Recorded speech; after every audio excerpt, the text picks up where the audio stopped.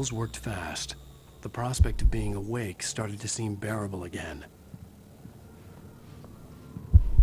The lights were like needles in my eyes. I needed my sunglasses.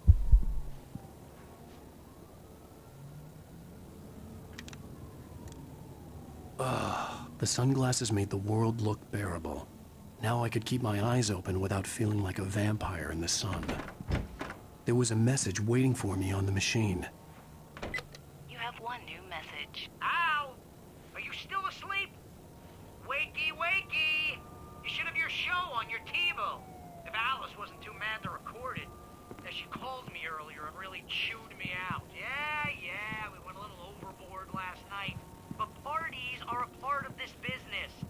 Al, look, I'm saying this as your friend. She's not doing your career any favors by trying to run your life like that, okay? Ladies and gentlemen, welcome back to the Harry Gallic Show. Thank you. Thank you, everybody.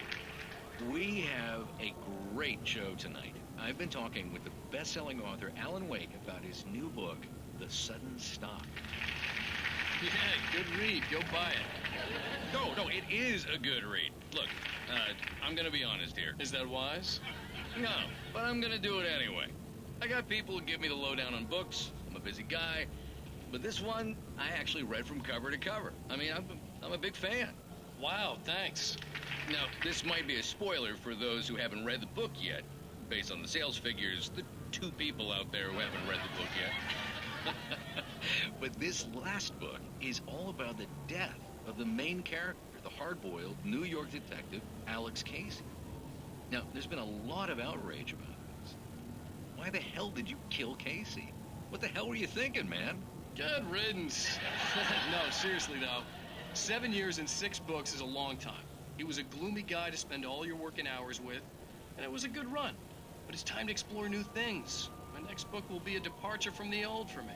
You selfish bastard, always thinking of yourself. Well, you've certainly given us a lot of entertainment over the years. And now that you mention it, Casey was a gloomy guy. Never had much luck with his love life with the ladies.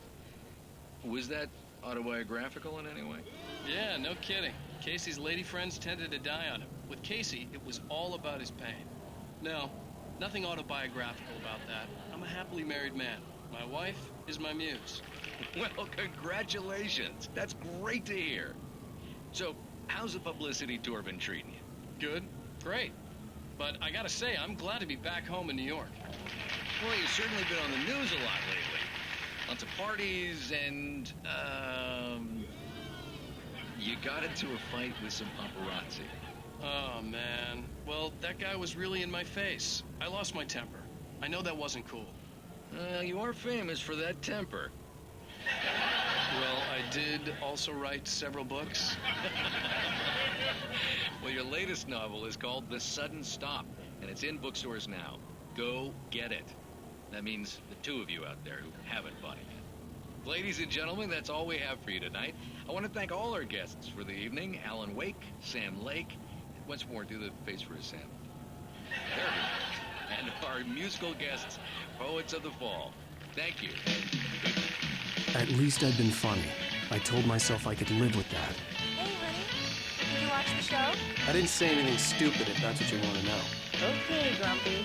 You want to ask him something? Are you going to start with me about drinking now? You know what? Go back to sleep, Alan.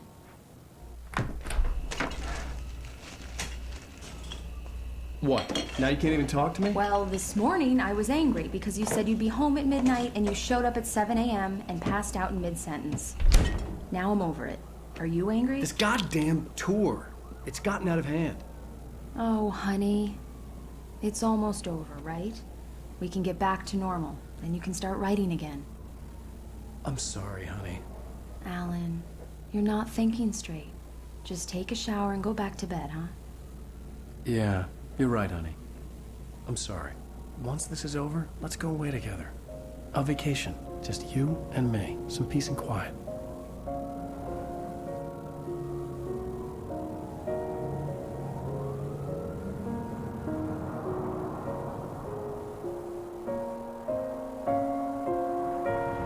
Somehow, the clicker was the key to the cabin. I had to return to Cauldron Lake to save Alice.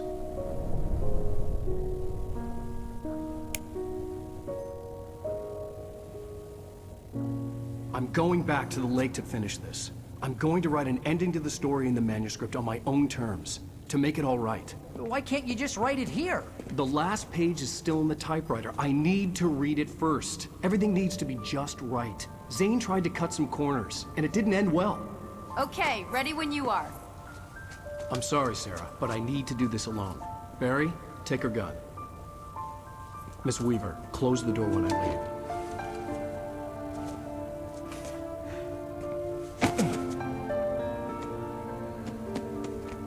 Good luck, Al. See you later.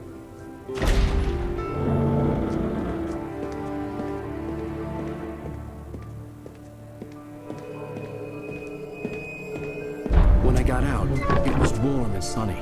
I'd flicked the switch of the clicker. Had it done this? I didn't stop to question it. I had to take advantage of the sunlight to get to the lake. On Zane's page, I'd stood on the rim of Cauldron Lake, about to use the clicker. That's where I was headed.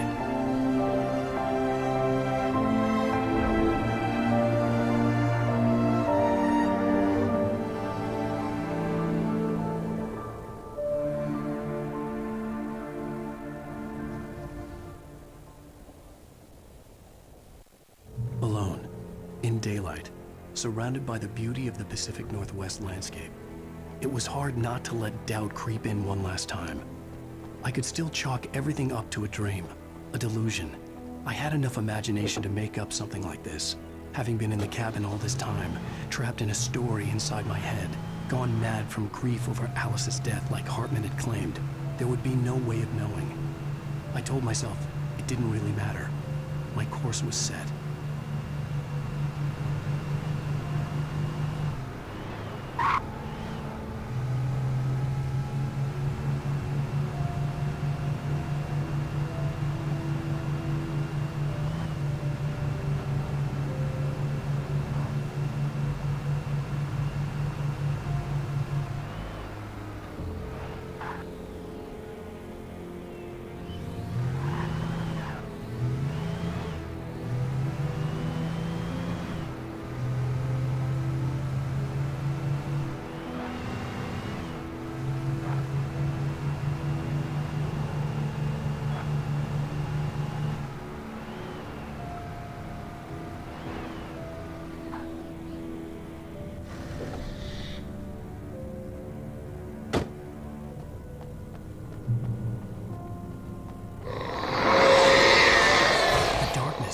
Me.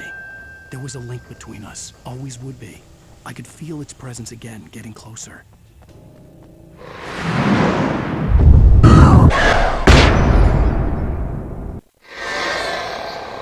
I will kill your wife.